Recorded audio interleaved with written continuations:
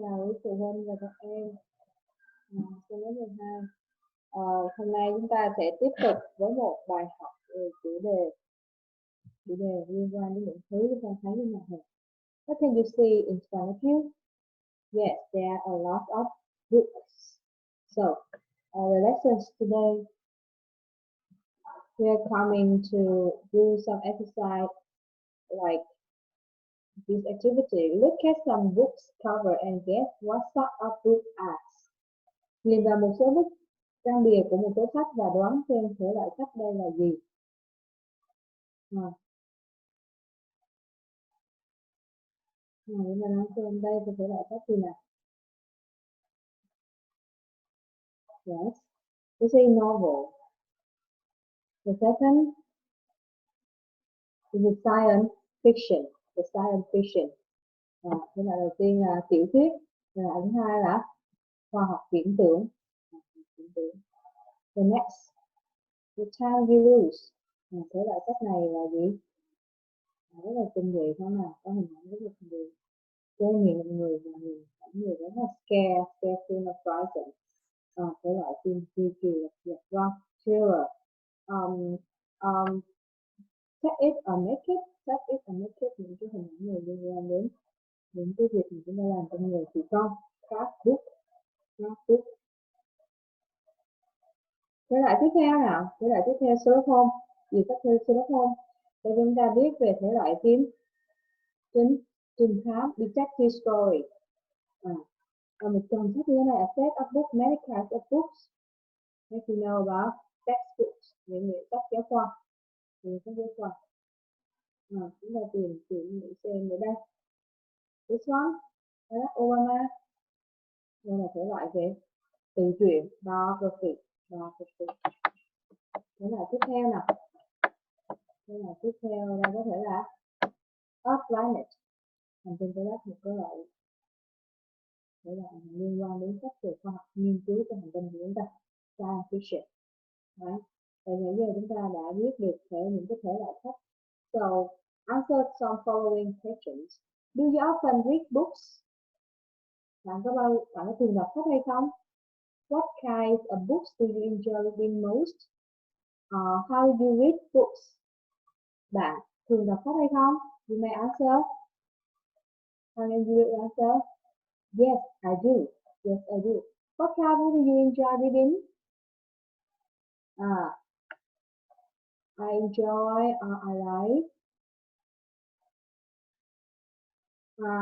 reading comics. Comics thể loại truyện tranh. How do you read books? Chúng ta đọc sách như thế nào? How do you read books? Từng cách chúng ta đọc sách. I read this here and there, slowly and carefully, all at a time. Tôi đọc chỗ này chỗ kia một chút, chậm rãi cẩn thận, tất cả từng chút. Some ways you may answer about how you read books. So, to know more about the topic, you will come to the class with some new words. The first word, taste. Taste đây có nghĩa là nếm và đọc thử. Choose, nghiền ngẫm. Cách đọc nghiền ngẫm. Choose. Chúng ta biết swallow, đọc ngốn ngấu. Swallow.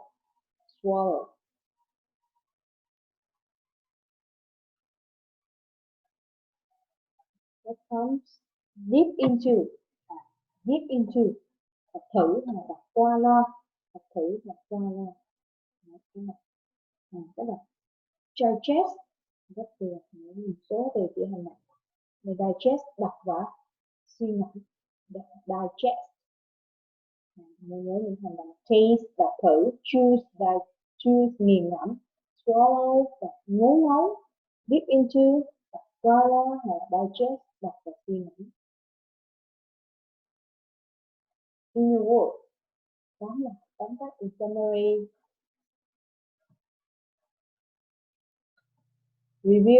Reviewer, nhà phê bình. Reviewer. Hard to put down, không thể bỏ xuống. không thể bỏ xuống. Và trái nghĩa với cụm từ này chúng ta có cụm từ hard to pick up again, không thể đọc lần nữa. Hard to pick up again, hard to pick up again. Chúng ta đọc một lượt. Taste, taste, chew, chew, swallow, swallow, dip into, digest, digest, inner words, reviewer, reviewer, have to put down, have to put down, have to pick up again, have to pick up again.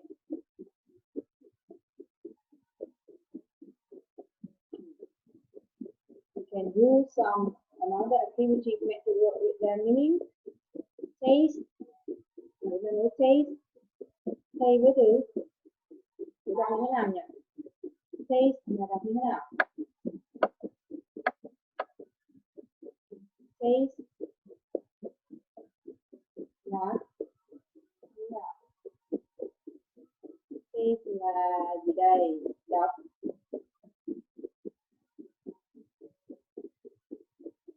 Thử, taste là thử. Choose, nghiền ngẫm.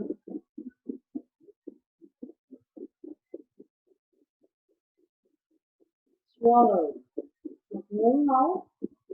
Dip into,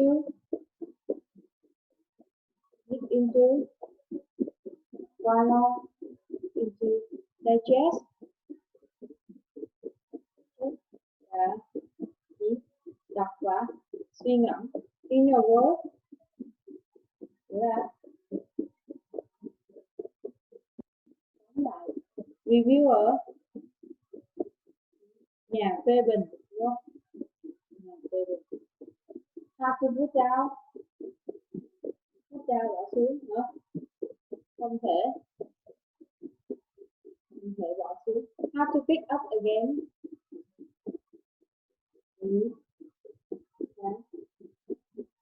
không thể gì?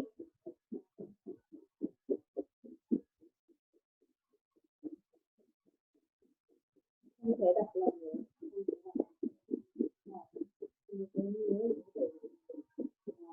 Tiếp theo chúng ta phải đọc đoạn văn và sau đó thực hiện cái yêu cầu. Read the text then do a practice. On the subject of reading, Francis Bacon, who lived at about the same time as Shakespeare, wrote these words. Some books are to be tasted, others to be swallowed, and some few to be chewed and digested. This good advice shows how important it is to read different types of books in different ways. For example, you might pick up a travel book and read a few pages before going to sleep. You have to dip into it and read this here and there. In a word, it is tasting. Some stories are for swallowing. Imagine that you have found a good story, and what is even more important, the time to enjoy it. You might be on holiday or on a long train journey. If it is good book, you might say, it's so good I can't put it down. But not all stories belong to this class. Reviewers sometimes describe books as hard to put down or hard to pick up again. Other books are for reading slowly and carefully. If it's a book on a subject that you are interested in, you will want to choose and digest it. That does not mean reading it too slowly. When you pick up a book for the first time, check that it is not too difficult. Do not start a book unless you can see from the first few pages that is the one you can easily read and understand. Some people think that as more and more people have a television in their home, fewer people will buy books to read. Why read when television can bring you all the information and stories with color, pictures, and action? But in fact, television has not killed reading. Today, more books of every kind are sold than ever before. Some books are still a cheap way to get information and entertainment. And you can keep a book forever and read it many times. Books in the home are wonderful source of knowledge and pleasure. các bạn nên luyện đọc nhiều lần, nên luyện đọc nhiều lần để các bạn có thể tăng lên cái khả năng nhớ được cái ngữ âm từ từ.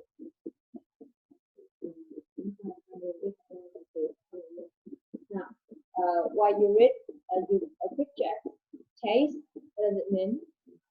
Taste, chew, swallow, dip into, digest, have to pick up again, and have to be down.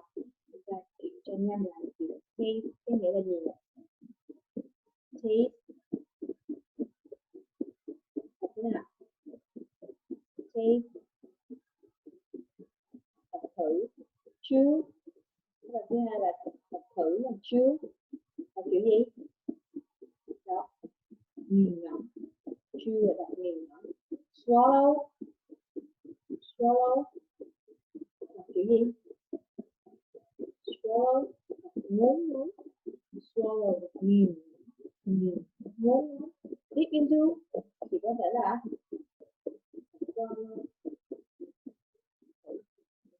swallow, no? Digest đọc là suy ngẫm. Have to pick up again. Không thể đọc tiếp nữa. Have to put down. Đó là gì? Put down, không thể đặt xuống. Nhớ về cái từ của cách đọc người dùng với từ ngay như vậy đó. Nóng là thay vì nếm, nhai, nuốt nó chấm qua hay tiêu hóa rồi có một cái từ liên quan đến cách đọc. Decide whether the following statements are true. See, both S are not mentioned in the reading pattern. Right. You can read different types of books in the same way. Chúng ta xem là những câu hỏi này đúng hay sai hay không đề cập đến trong đoạn văn. Bạn không thể đọc nhiều loại sách theo từng cách. When you take the book, you read it carefully from the beginning to the end.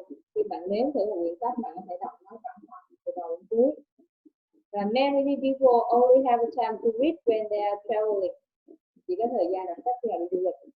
Books with good story often describe hard to put down. Những quyển sách với câu chuyện hay thường hay được mô tả là khó mà đặt xuống.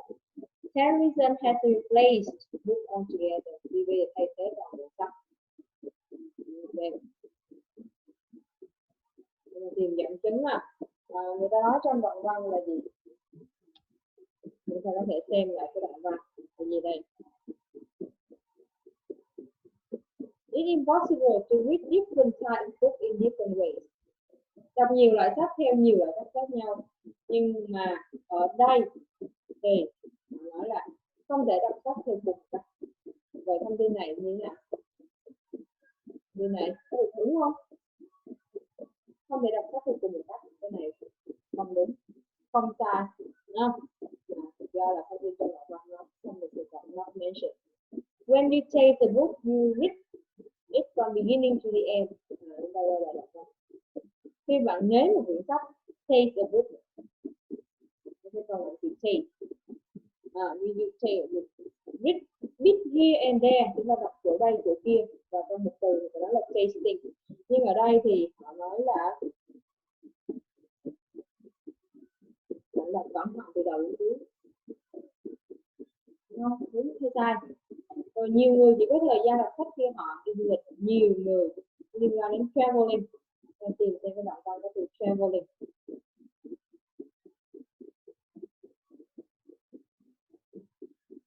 Có thể bạn trong một kỳ nghỉ hoặc có một chuyến đi du lịch dài, những sách hay. Nhiều người chỉ có thời gian khi họ đi du lịch, không phải mỗi khi đi du lịch thôi. Nên là còn có holiday rồi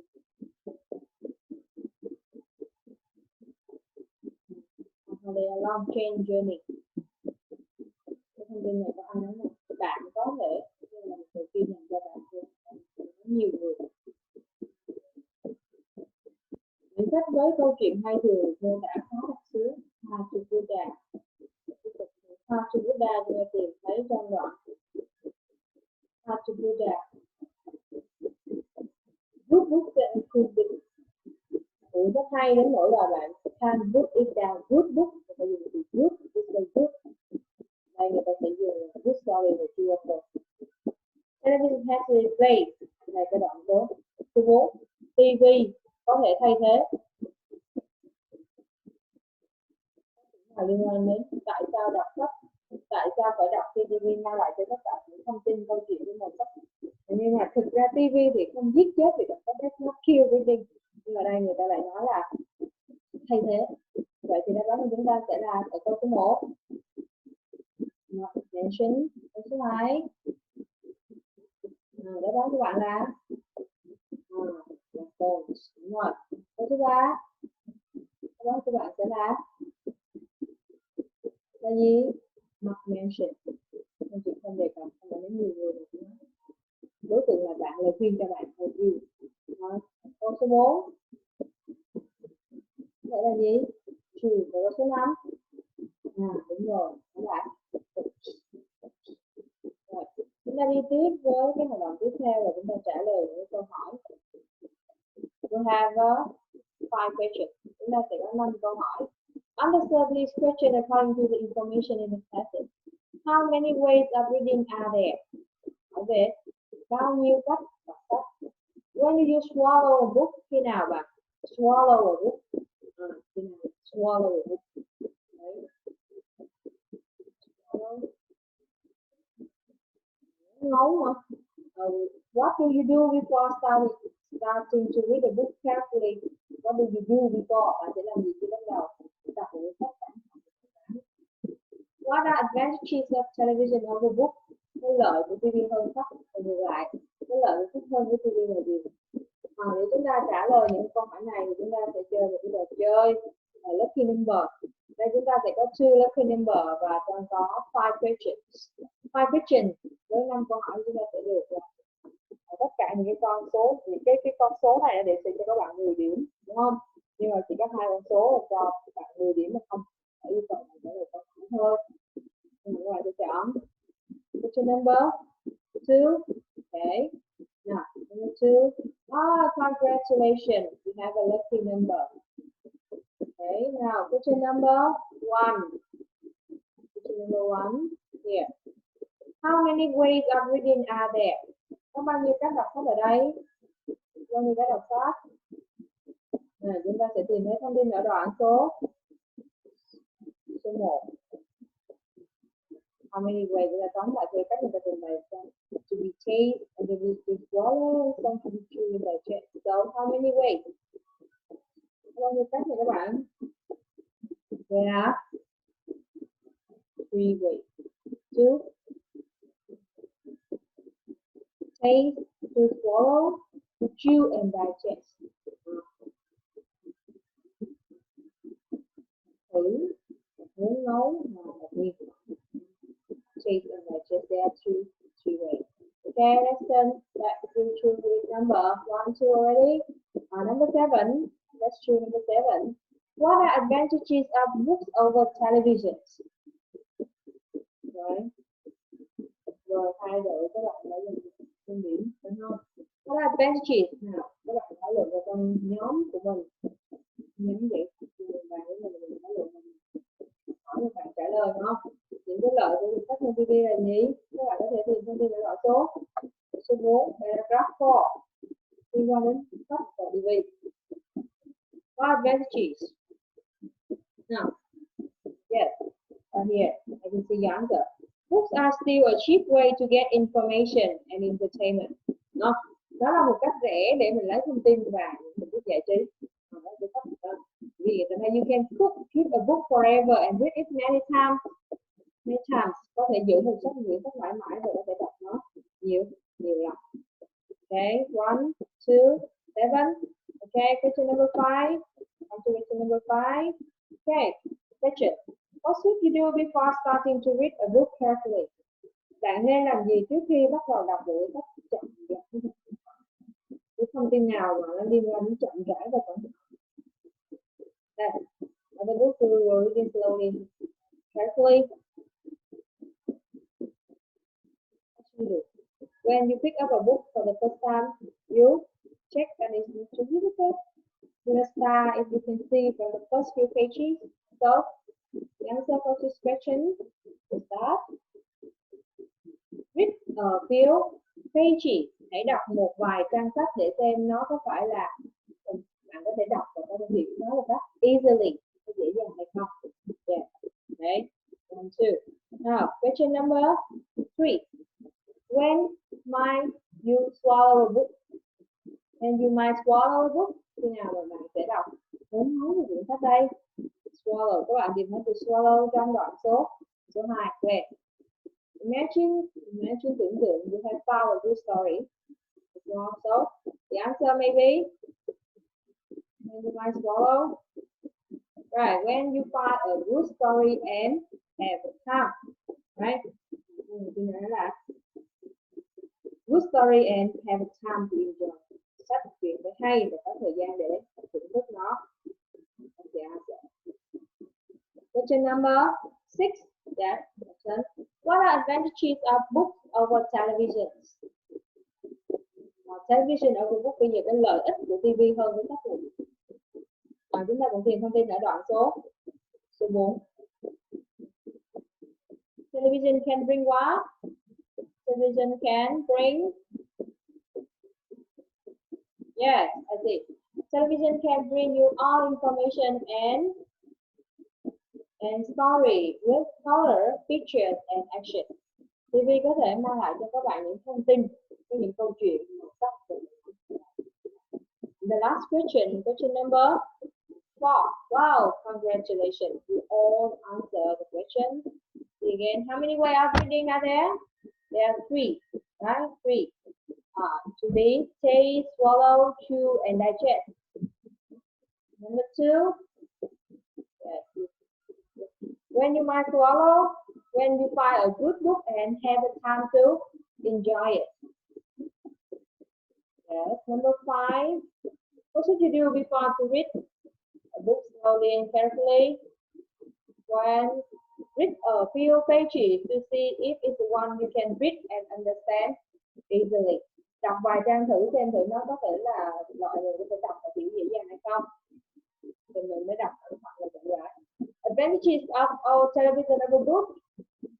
Right? Cái TV mang nhiều lợi ích hơn sách ở cái chỗ là bring all information and entertainment, story with color, pictures and action. Có thể mang lại cho các bạn những thông tin với những câu chuyện với màu sắc, hình ảnh và hành động.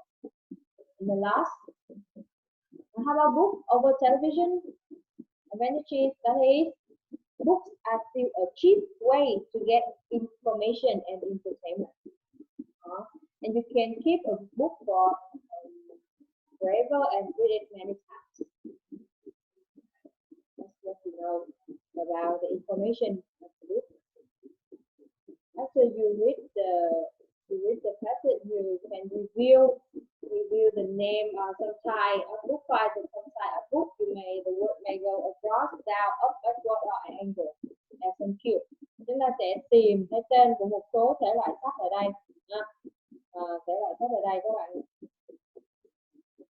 Trong vòng 5 phút khi các bạn sẽ tìm ra, các bạn có thể khoanh ở trên cái square, cái ô vuông như thế này để các bạn khoanh những cái chữ đó, có thể theo đường ngang, hàng dọc, đường chéo và lật ngược trở lại để tạo thành một cái từ đó nó thuộc thể loại sách. Đây cũng như là cái bài tập chúng ta biết được bao nhiêu thể loại sách ở đây. Chúng ta có thấy những cái phần gợi ý người ta cho sẵn. Đó là gì? Nó sẽ bắt đầu bằng những chữ cái để gợi ý là if you like an exciting story, especially one about the crime or spy, thì hãy đọc cái thể loại gì? Thriller. Đây từ đầu sẽ có thể loại drama ly kỳ. Thriller. Câu hỏi thứ hai là if you enjoy reading a story about love affair, you read a romance. Romance is the right book for you. Nếu thích đọc những câu chuyện về những cái chuyện tình yêu lãng mạn thì thể loại lãng mạn là một cái chuyện phù hợp với bạn. Câu hỏi thứ 3, the ender là initial, từ bắt đầu của một cái gì đó, thể loại một câu chuyện dài đủ để hoàn thành một quyển sách. Ví dụ như các bạn có một cái chuyện của nó là cả quyển sách với nhân vật và sự kiện thường tưởng tượng, nhưng mà có thể loại novel. Thứ ba. Thứ tư, fiction is a book that based on imagined scientific discovery of the future. Thể loại gì? Chúng ta có thể viết ngược lại cái từ S C I E N C E, thể loại học viễn tưởng science. Thể loại thứ tư. Rồi thể loại thứ năm là if you want to buy, you know how to knit or what with wood, you should buy ở. Thể loại đầu tiên là chỉ chúng ta làm viết ra hoặc làm gỗ, đồ gỗ thì chúng ta gọi là thể loại craft book, thể loại gì các bạn, sách thủ công, chỉ chúng ta làm nghề. Thể loại tiếp theo ở gì đó kể những câu chuyện từ những cái sự tưởng tượng của tác giả, chúng ta gọi là tiểu thuyết, fiction. Và thể loại kể những câu chuyện qua những bức tranh, thể loại đó là comics, C-O-M-I-C, comics. Thể loại gì mà nói về cuộc đời của một người được viết bởi một người nào đó khác. Ta nói cái hình ảnh ông bố của Obama như đầu bài đó các bạn. Đó là thể loại biography.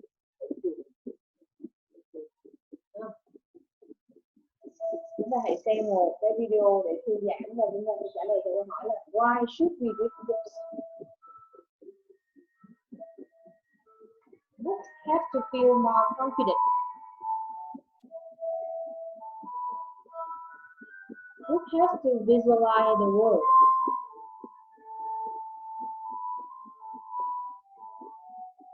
Books develop your personality.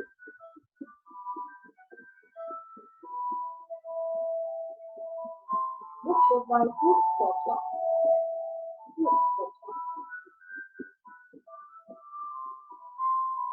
Books make you laugh and think.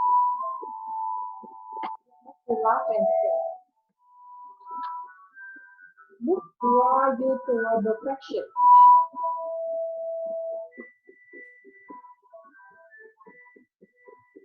Books stimulate creativity.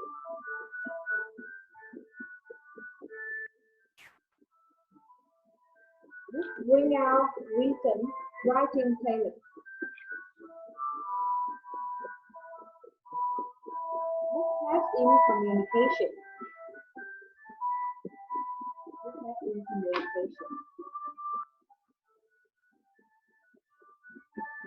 Books clear your vision.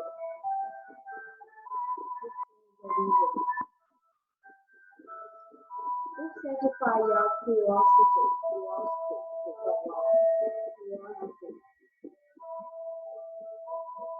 Books help you get more choices.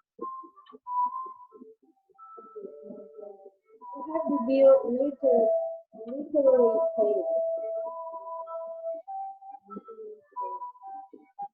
Books are self-explanatory.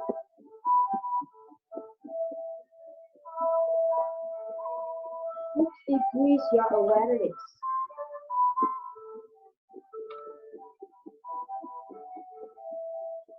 Books are useful.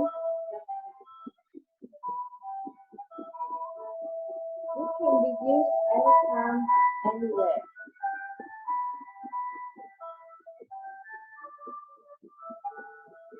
Books provide easy entertainment.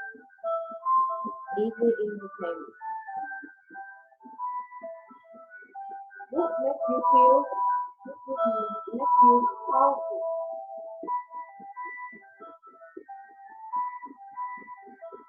It helps you travel across time in travel regions. Keep you updated with facts and figures.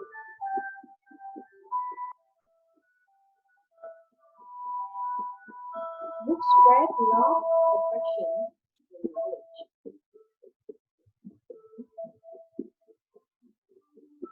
Books make the best of friends.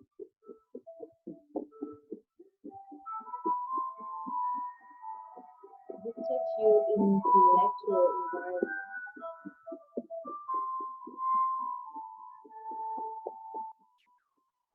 Help you feel world around you. Broaden your horizon.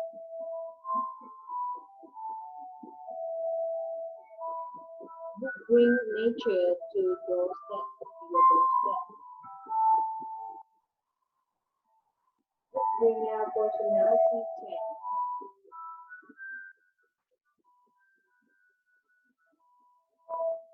Book our stress.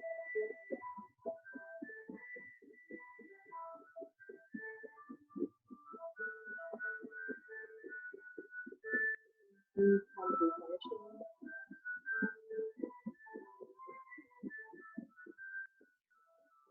Develop a sense of relationship.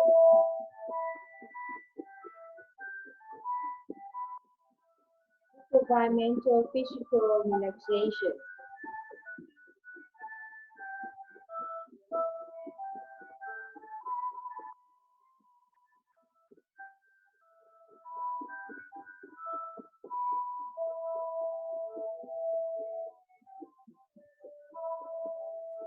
Provide emotional strength.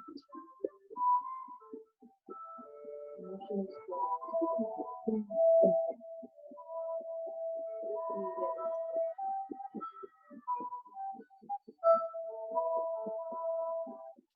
Have and encourage the imagination.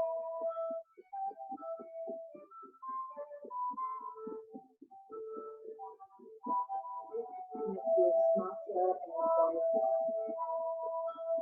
It helps you to grow in life.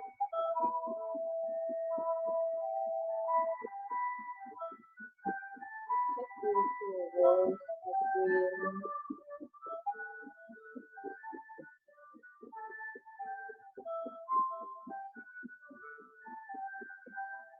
Can change the vision of you. Wow, wonderful experience.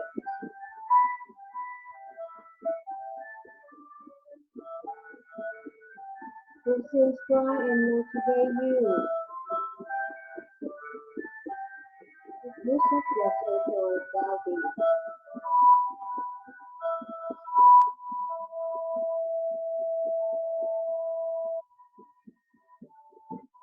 Let's make book reading a regular habit in your life. Yes, thank you. Thank you very much. Yeah, follow the group. And for homework, you do exercise in the workbook, and try to answer in your hour. What advantages of reading books when you work hard? We have the next lesson speaking. Thank you for following my